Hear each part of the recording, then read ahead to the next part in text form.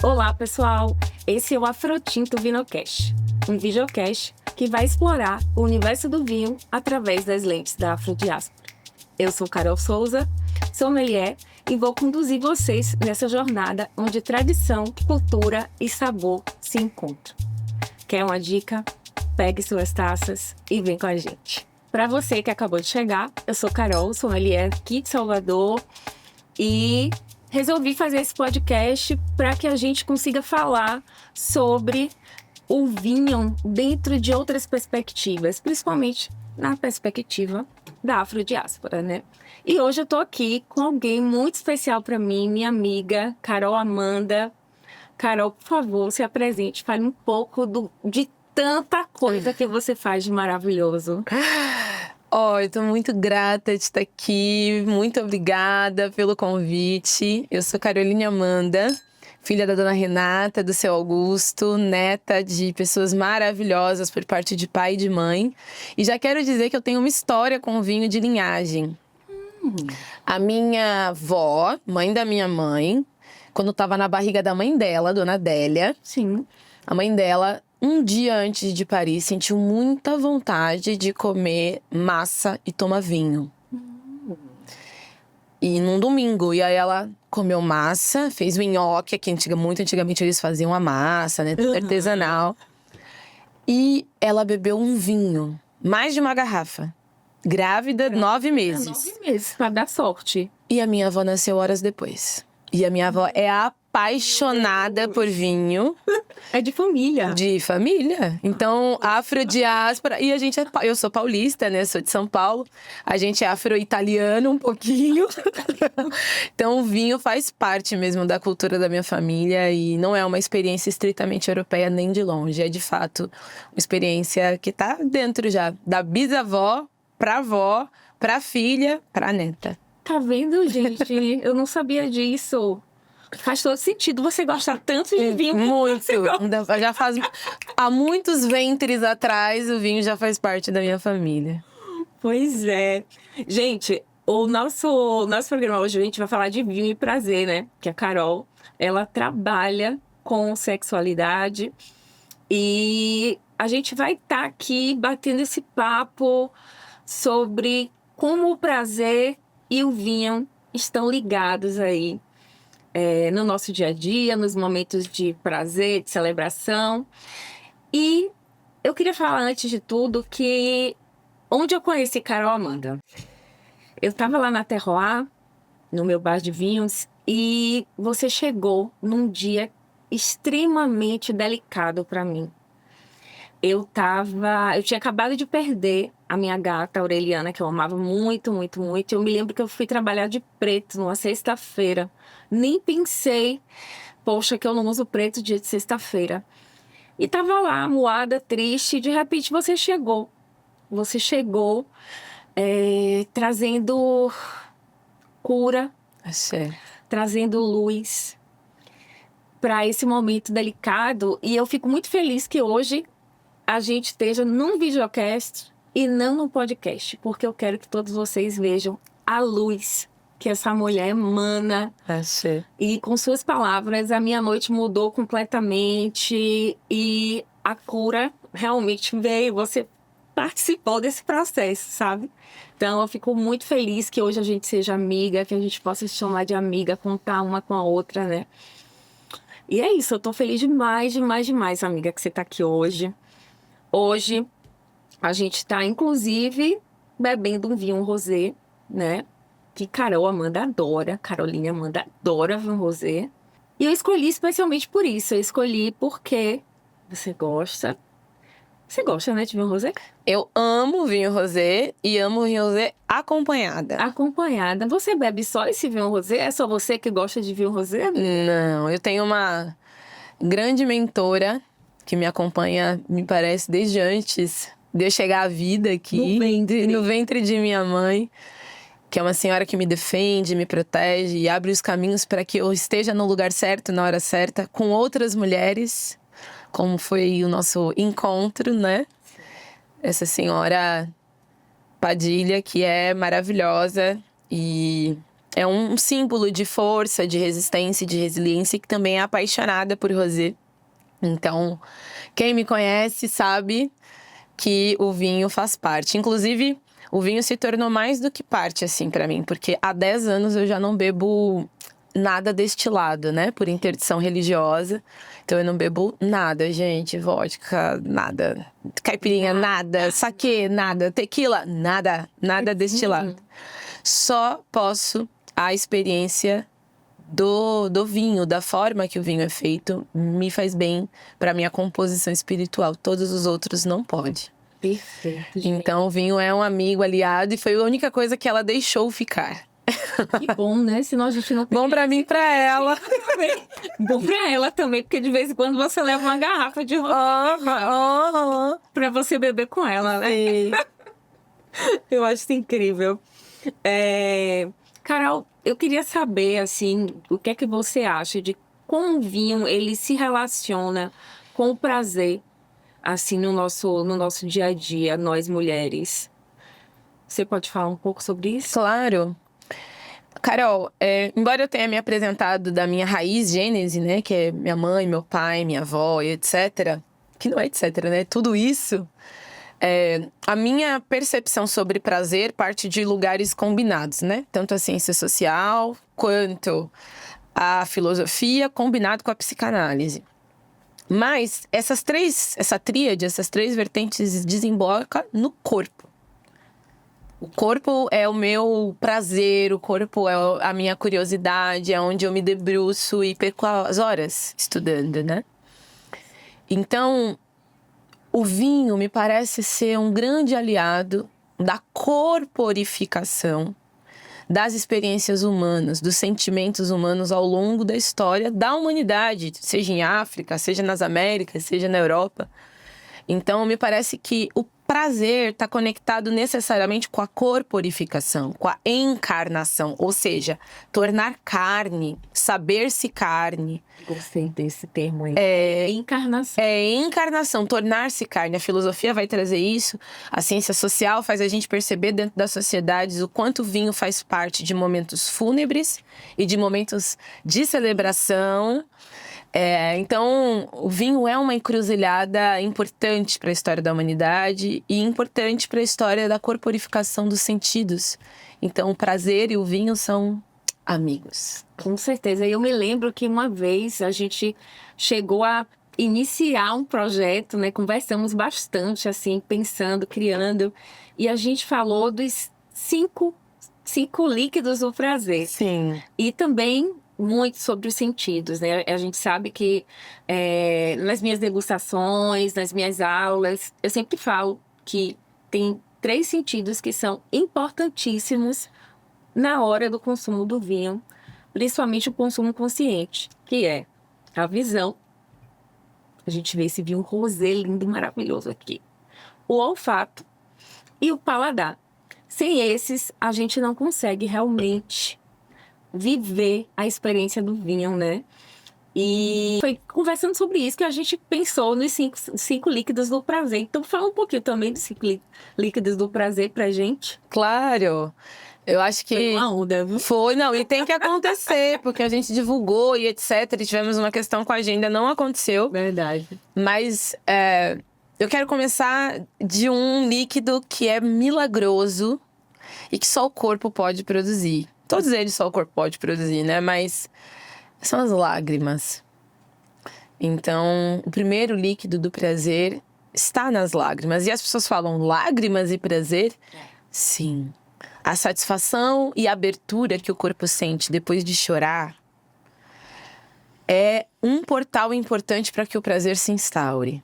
Muitas vezes o prazer não se instaura no nosso corpo porque a gente não está se permitindo chorar. Entrar, né? E transbordar, né? Entrar tão fundo que transborda. Exato. Então, o primeiro líquido do prazer são as lágrimas. O segundo líquido do prazer é a saliva, né? Sem a pápila gustativa e sem a lubrificação da boca, Sim. a gente não pode decodificar se a gente está comendo salgado, doce, se é azedo, se é amargo. Então, é a lubrificação da boca que garante uma pápila gustativa assertiva, Sim. né? Com certeza. Por isso que quem vai experimentar vinho, fazer a degustação, precisa o tempo todo estar molhando, né, a boca. O terceiro líquido é o suor, né? É estar em movimento. Em geral, quando a gente bebe vinho, a gente dança, a gente tem movimentos em que o corpo sai de um estado estático Sim. para um estado de movimento. Completamente. E, Leitura. e os poros da pele se abrem e a gente sua. O quarto é o gozo, é o orgasmo, são os líquidos do prazer, né? Esses líquidos que fazem com que a gente transborde a partir de um lugar que está longe da cabeça, né? Porque eu acho que se as nossas genitálias estivessem muito próximas da cabeça, a gente não teria orgasmos tão profundos, Verdade. né? A gente só pode entrar em êxtase porque as nossas genitais, e não só orgasmos genitais, mas orgasmos de corpo inteiro, Sim. é para além da razão, né? Então eu falei de lágrimas, saliva, suor, gozo e falta um. Ai, meu Deus, que eu esqueci. Falta o sangue? Sangue. Meu Deus. Sangue. O sangue. Sangue é um líquido sagrado e é um líquido que remete, inclusive, ao tema do videocast, que é o tinto, né? O sangue, por muito tempo, foi... a palavra melhor não é confundido, mas diversos alquimistas, médicos da era medieval, entendiam que o vinho era um tônico do sangue, né? E inclusive acreditavam que a mistura do vinho com determinadas ervas não só tonificava o sangue, mas dependendo do tempo que passasse aquele vinho com aquelas ervas, se tornava sangue. Sim. E para pessoas que menstruam, para mulheres, o sangue menstrual especificamente é um sangue muito bendito e absolutamente importante para trazer abertura para um lugar de prazer. Então, lágrimas, suor, saliva, sangue e gozo são os sangues e os líquidos, mais do que sangue, são os líquidos que são muito concatenados com a pulsão mágica do vinho. É mágico mesmo. Inclusive, a gente ainda não brindou, né? Como é que a gente tá gravando um videocast sobre vinho e a gente ainda não brindou? Ao nosso encontro!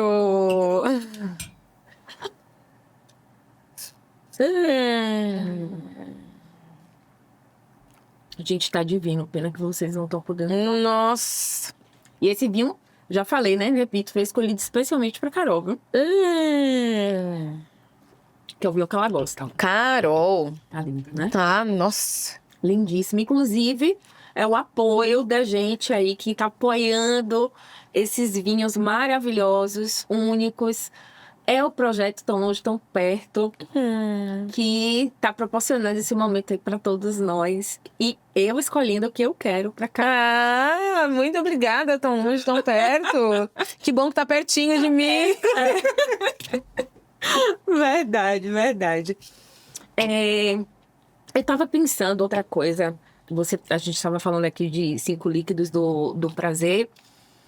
E me veio à cabeça, porque assim, eu vejo você e vejo a mim.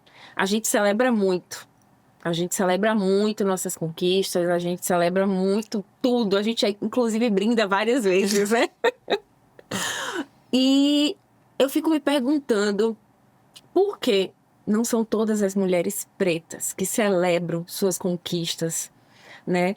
E que celebram suas conquistas com vinho. Por que é tão difícil pra gente, né? Para todas nós, ou para a maior parte das mulheres pretas, conseguirem celebrar sua conquista. O que você acha? Você já percebeu isso também? Eu acho que tem um lugar, assim, muito importante, que é da percepção do alto valor, né? A gente celebra o que tem valor, aos nossos olhos. Acho que dentro de uma sociedade, né, que se organiza sistematicamente para negar a nossa humanidade, então a gente está falando de humanidade. É muito difícil que alguém que é negado à humanidade reconheça o seu valor, Então, tem um grande filósofo, Mano Brown, que vai dizer o seguinte, né? Como eu vou ser 10 vezes melhor se eu tô 100 anos atrasado? E quando ele diz isso, ele tá falando de uma população que não vê, muitas vezes, a possibilidade de ter a validação social do que é valoroso para si. Sim.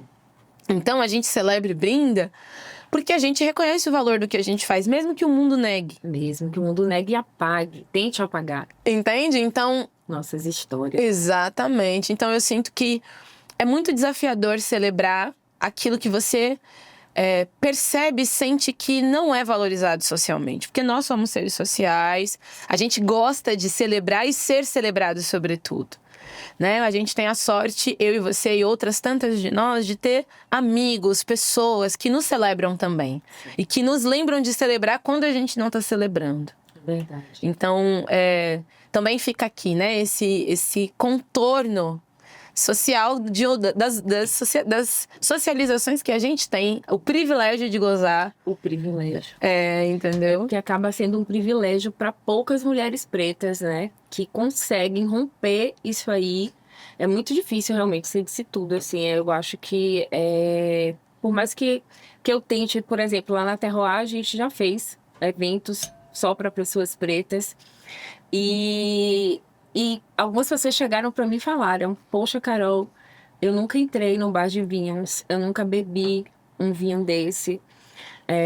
Para mim, é a primeira experiência que eu tenho, inclusive mulheres pretas com condições financeiras altas, economicamente já ali pronta para esse tipo de celebração, para esse tipo de vivência, mas ainda assim falaram para mim que era a primeira vez que estava entrando num lugar como aquele, né?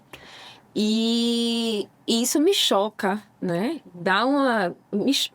Não choca porque a gente sabe, né? Como você falou, a gente está em uma concorrência desleal, até com o que é bom que a gente deveria viver, né? Mas eu não falei aqui, gente, o meu bar de vinho já fechou, viu? E foi muito importante para mim ter. Vou pegar esse gancho para falar disso, porque foi muito importante para mim abrir um bar de vinhos pensando na população negra, pensando na diversidade, né? Quando eu abri esse bar de vinhos há 5 anos atrás, eu pensei muito sobre quem eu queria e o que eu queria. E eu abri um negócio que realmente foi um divisor de águas aqui em Salvador, além da minha vida, que foi esse lugar onde você entra e é pura diversidade. Diversidade de gênero, de raça, de socioeconômica, e as pessoas ali bebendo.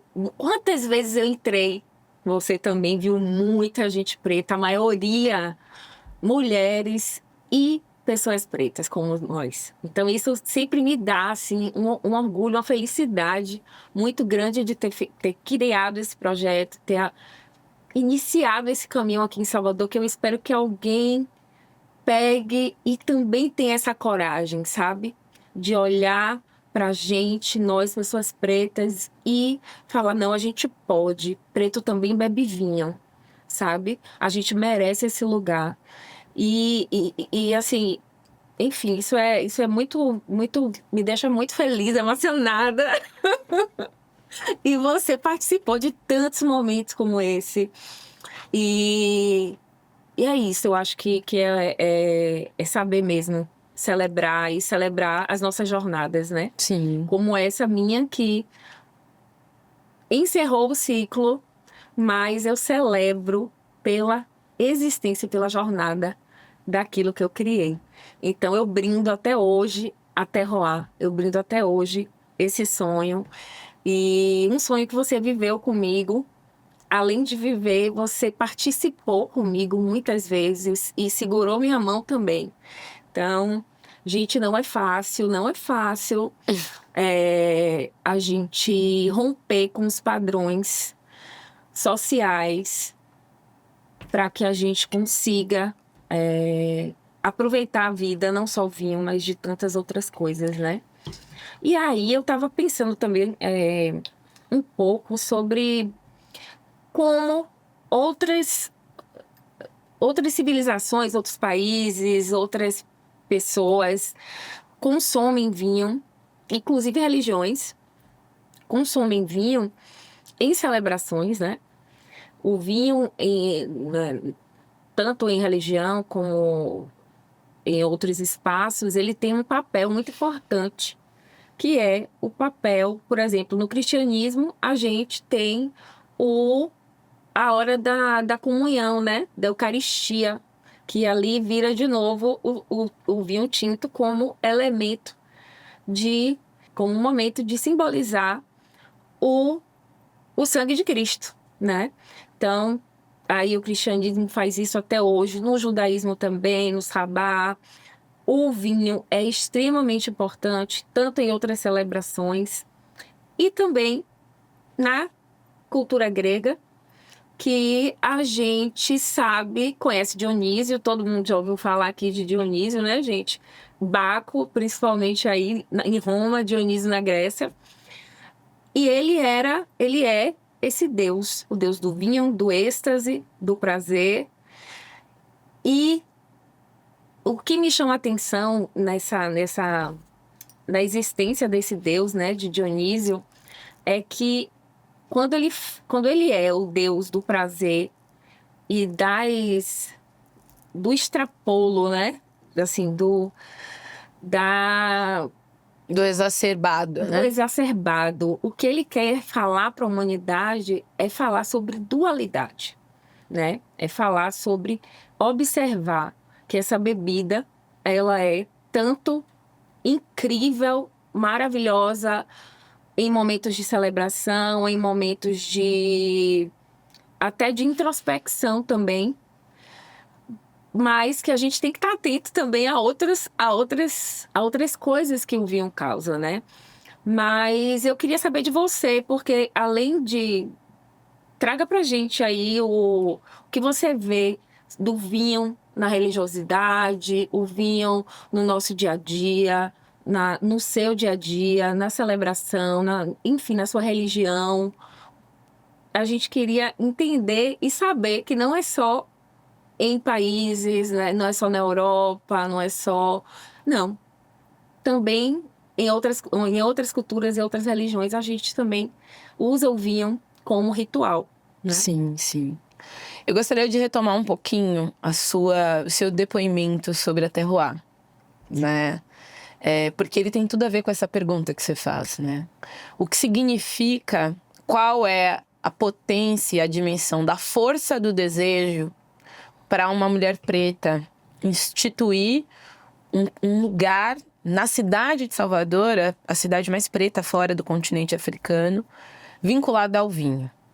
Né? Então, precisa ter muito desejo, precisa ter um desejo muito fortalecido para, primeiro, puxar isso, trazer, instaurar, depois manter por 5 anos em contexto de pandemia, diga-se de passagem, então precisa marcar isso.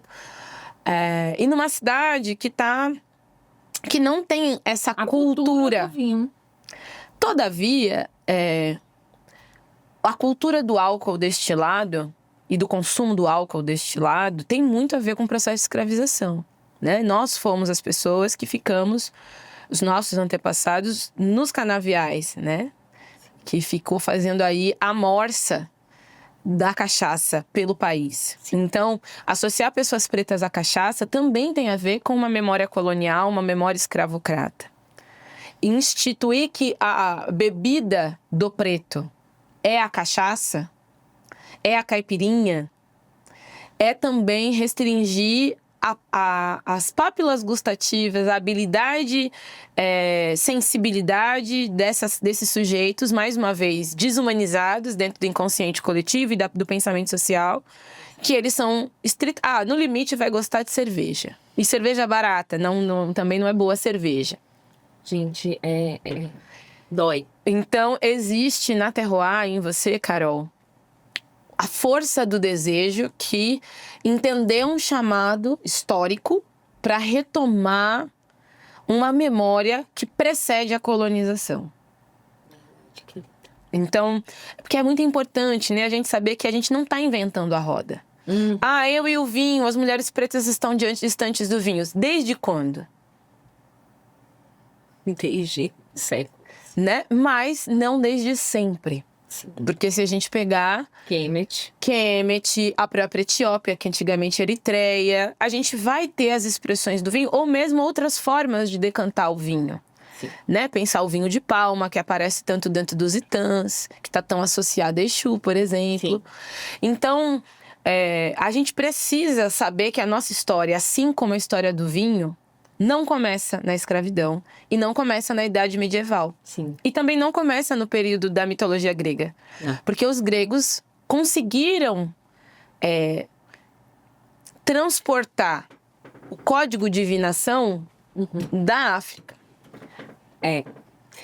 Isso, eu vou falar aqui, realmente, gente, a gente tem a impressão, a gente foi criado, né, achando que o vinho foi criado em Roma, foi criado na Grécia, foi criado, e assim, sem Geórgia e sem Kemet, que é o Egito, né, Kemet é terra do povo preto, né, sem esses dois lugares, o vinho não teria acontecido. Kemet aí com anos-luz em processo de vinificação, como você falou, né? Na Geórgia já se fazia vinho, mas muito perto, paralelamente quase, coisa de 3.000 anos de diferença, mas Kemet fazia estilos de vinhos diferentes. Existem estudos arqueológicos onde se encontraram ânforas que mostra que naquela época eles já faziam vinho branco, rosé e tinto. Olha para isso, gente. Olha a riqueza disso, né? E isso a gente não fica sabendo.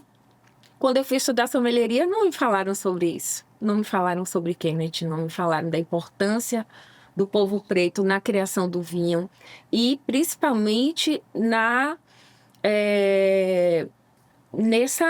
no fazer vinho, né? No produzir o vinho de maneira já elegante. Não, altamente sofisticada.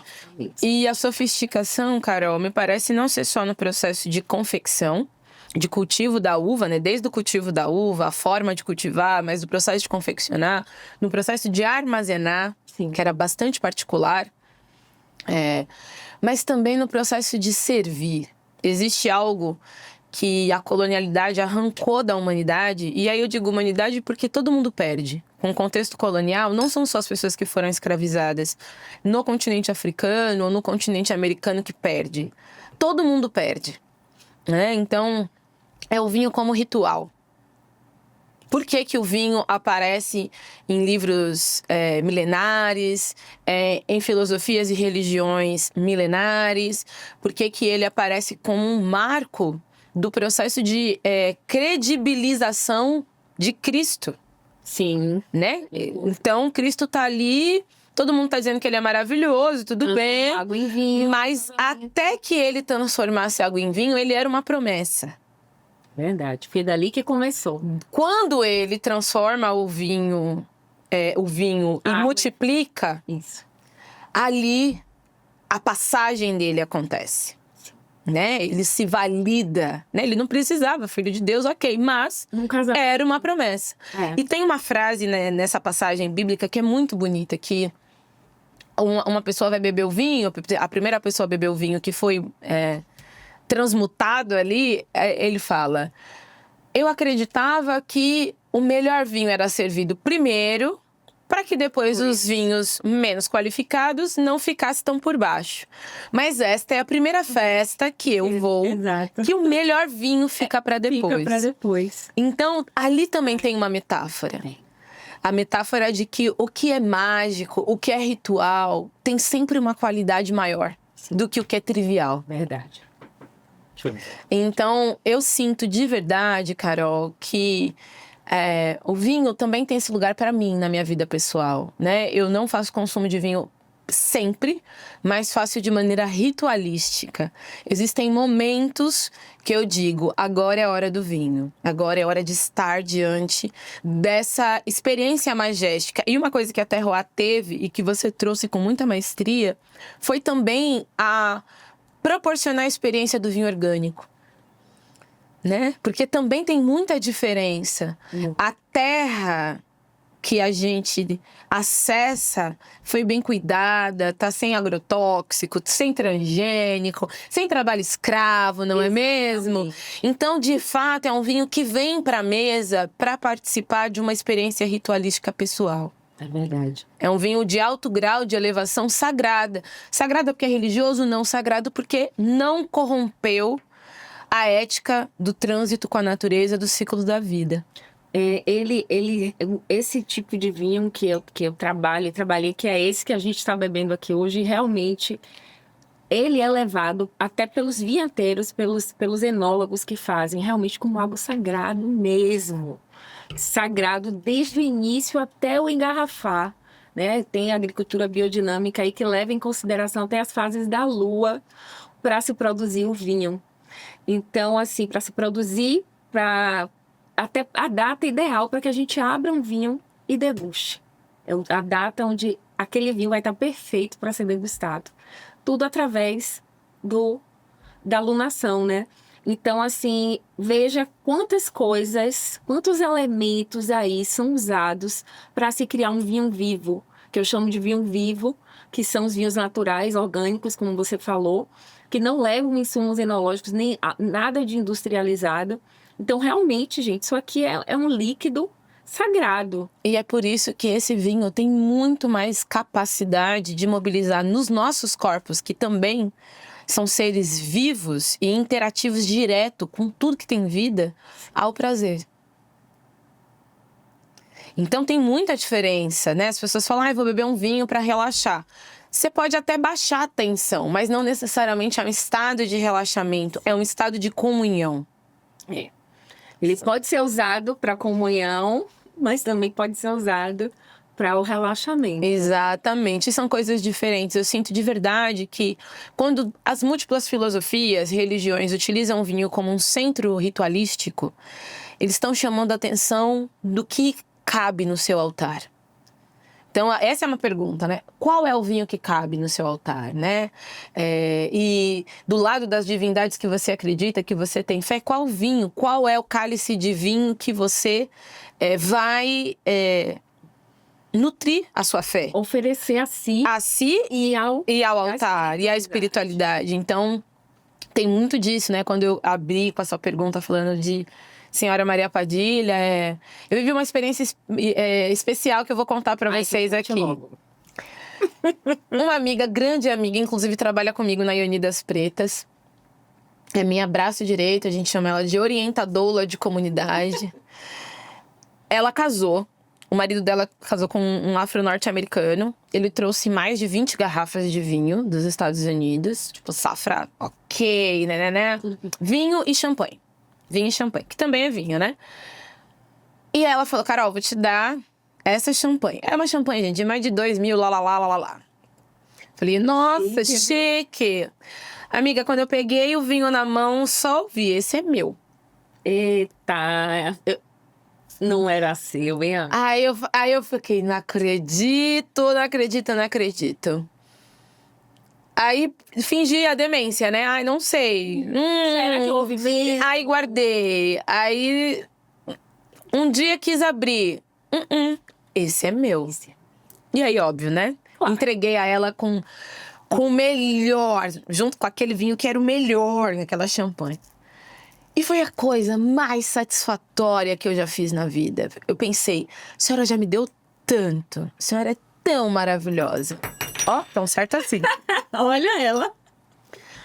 Eu posso dar esse tantos quantos a senhora quiser, porque eu tenho muita gratidão por tê-la na minha vida, no meu caminho. Então é sobre isso, né? Sobre a gente ofertar o melhor dentro de uma experiência de que não necessariamente tem a ver com religiosidade, mas tem a ver com identificação do que é sagrado, merece ser ritualizado da melhor maneira e com o melhor, o que é vivo. Exato. Não o que é sintético, o que é deletério, né? O que corrompe a natureza e o que se corrompe a natureza a nós mesmos. A nós. Então é um pouco disso. E eu me lembro outro dia que você bebeu um vinho lá, adorou. E você falou, eu vou levar uma garrafa. Eu fiz, eita, que hoje vai ter um encontro, vai ter um date. Aí você fez assim, não, é pra ela. Essa é dela. Eu falei, olha. Sempre que eu tô muito feliz e eu sinto que ela tá muito perto, eu digo, então é nosso, é o nosso momento. Você sabe que isso tem a ver, Carol? Não sei o quanto você conhece ou o quanto vocês conhecem, mas eu convido vocês a conhecer um pouco com a história das cortesãs. Sim. As cortesãs, elas tinham muito disso. Existiram cortesãs em múltiplas sociedades, múltiplas culturas. E sem nenhum juízo de julgamento moral, elas não são necessariamente como as prostitutas sagradas. Elas são outra coisa. Sim. Né? E elas têm um vínculo muito grande com o vinho. Com o vinho, com a poesia, com a música, com a arte, com a erudição do seu tempo. Então eu sinto muito assim, né? Quando a gente pensa Maria Padilha, pensa Pombagira, muitas pessoas colocam num lugar também, por questões de racismo religioso, de muito preconceito, num lugar, mas Pombagira e um vinho de R$2.000? Sim. Sim, porque a consciência dessa dimensão espiritual exige erudição. A consciência da dimensão espiritual dessa divindade, dessa deidade, reconhece o que é vivo, o que é bom. E eu só posso oferecer o melhor. Porque ela sabe o que é bom. É óbvio, ela reconhece e respeita todas as condições sociais. Exato. Ela vai receber um vinho muito baratinho de alguém com muita fé, com muito amor. Mas se ela sabe que eu posso entregar o melhor a ela, porque ela contribui para que o melhor me chegue, vai entregar algo diferente. E ao mesmo tempo ela me ensina o que de melhor você tem para se ofertar hoje. Porque depois que eu dei isso de melhor a ela, eu entrei em outro grau que eu entrego pra mim mesma. Eu falei, não, gente, agora a gente elevou o patamar. Podemos nos entregar muito melhor. Muito mais. Muito mais. E com muito mais qualidade. E o erudito nem sempre é necessariamente excludente. Sim. Né? Porque o erudito é poesia. O erudito é magia, o erudito é o bonito, é o belo. E o belo não é propriedade dos ricos. O hedonismo não tem que ser. Exatamente. O hedonismo não no papel, né? Quando a gente fala em hedonismo, a maioria das pessoas fala, é sexo. Não, gente, o hedonismo é prazer. Eu mesma sou uma pessoa hedonista. Se eu não contemplar o que é belo, se eu não contemplar o que é ouvir o que é incrível, ter todas essas vivências e gostar realmente da contemplação e da vivência, claro, também, do que é prazeroso, né? O hedonismo é isso. E é bem isso que você está falando, né? A gente vive o melhor, a gente tá aí, vive também a erudição, vive o hedonismo e também oferece o melhor para a nossa espiritualidade. Eu também estava, aqui você estava falando isso, e eu estava outro dia também servindo, né, a minha bebidinha para Exu, e era uma cachaça boa e tal, a cachaça acabou. Aí eu falei, poxa, só tem esse gin aqui, caríssimo, tal, e não sei o quê. Falei, eu vou abrir esse gin aqui, vou dar para Exu, né?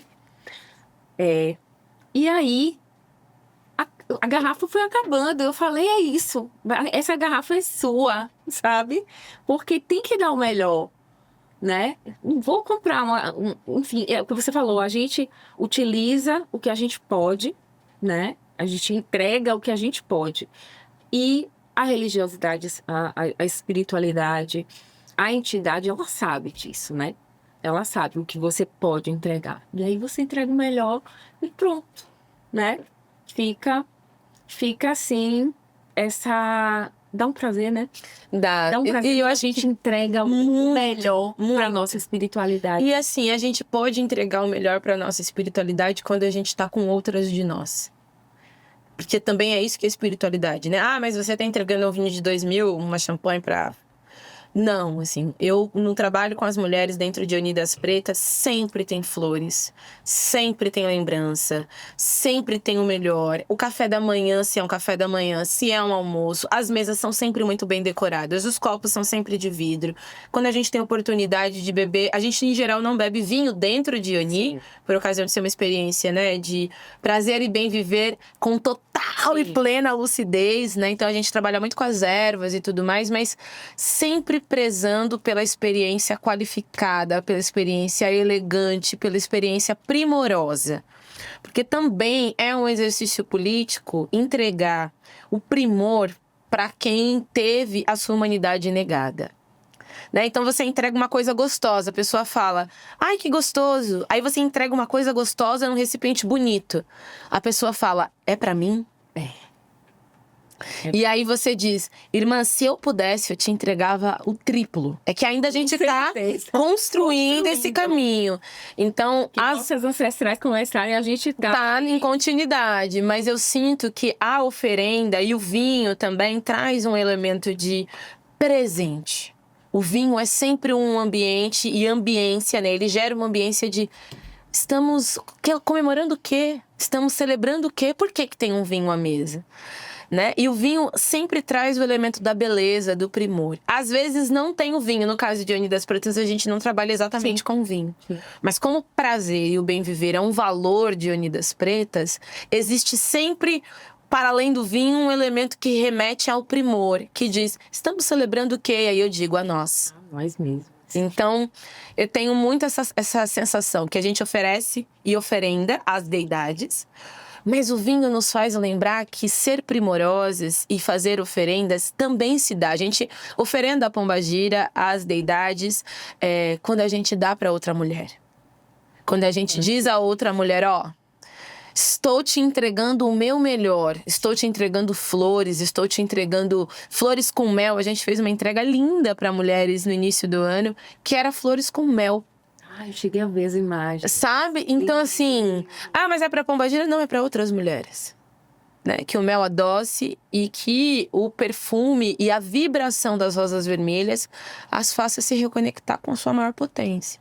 Então, a gente pode oferendar de todas as formas e o vinho é sempre um elemento importante de fazer a gente lembrar que primor é acessível, tá disponível e a gente merece.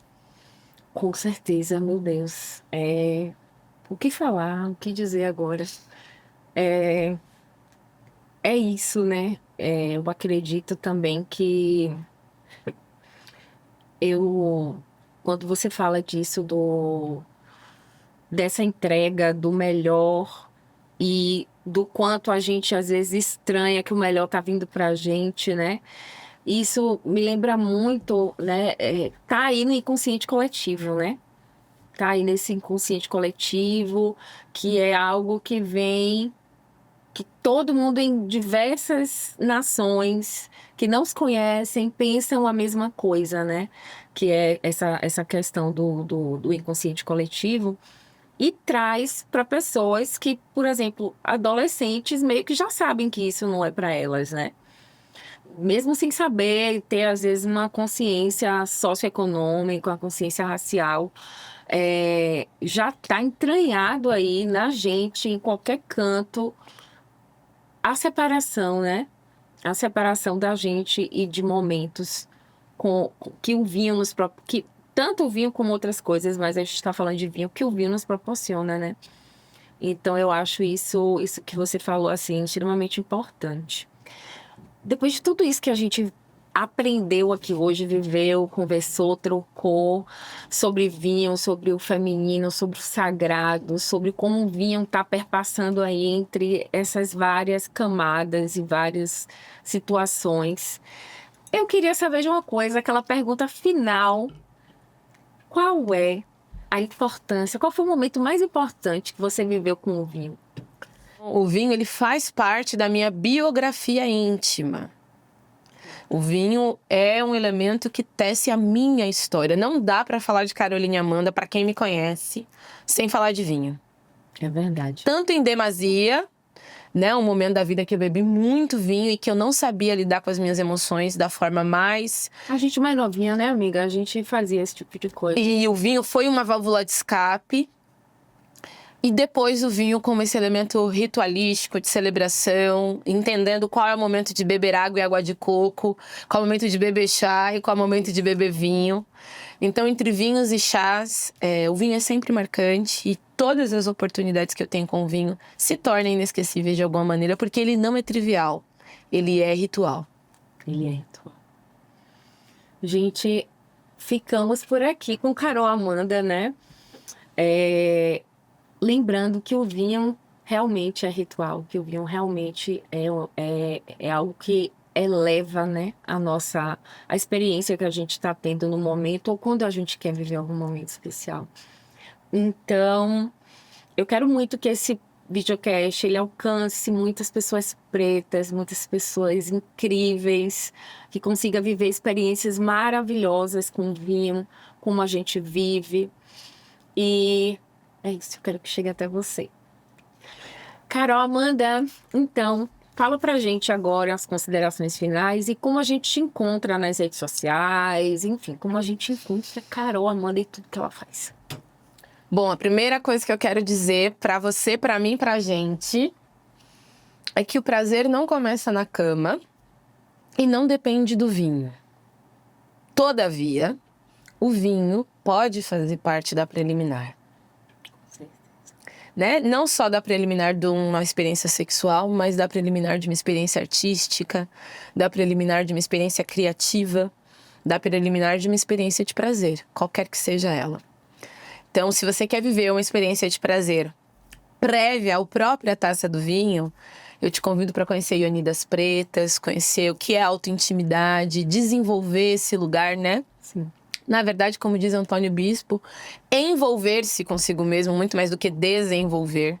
Né? A gente está num momento assim que tudo que a gente precisa acreditar, considerando que nós estamos no fim da era dos mestres, é o que eu acredito, a gente está no fim da era de idolatrias e ídolos e afins, é reconhecer o corpo como meio, o corpo como tecnologia e o bem viver como um recurso coletivo de reestruturação da sociedade. E viver bem passa por reconhecer isso dentro de nós. Então eu, como psicanalista, como cientista social, uma pessoa que ama a gente, uma pessoa que se especializou em corpo e em sexualidade, para apoiar a gente a viver o que de melhor o nosso corpo pode ofertar, convido você a conhecer Ioni das Pretas e a fazer essa preliminar com a gente, junto ou depois, ou durante, ou antes da taça de vinho. Gente, apenas sigam Carol Amanda e participem dos eventos. São todos incríveis e de uma conexão profunda com o feminino, né? Profunda, profunda, profunda. E agora que a gente está encerrando esse episódio, que eu não queria encerrar, eu quero agradecer o apoio do projeto Tão Longe, Tão Perto, que está trazendo vinhos incríveis para a gente degustar hoje e em todos os outros episódios. A Flávia, figurinista, a Gilcena, de maquiagem, e ao apoio financeiro da Paulo Gustavo Bahia, Secretaria de Cultura, o Governo do Estado da Bahia, a Lei Paulo Gustavo, Ministério da Cultura e Governo Federal. E sobre mim, meus serviços, meu trabalho com a sommelieria, vocês podem encontrar no carolsou_sommelier. Lá vocês vão ter todos os meus eventos, tudo que eu produzo e que eu faço para que essa história com o vinho em Salvador continue e cresça. E se você gostou desse episódio, siga, comente, compartilhe. Também está em todas as plataformas o Afrotinto Vinocast. Carol, foi incrível. Vamos encerrar com mais um brinde. Axé! Axé! Brinde melhor pra nós. Brinde melhor pra nós.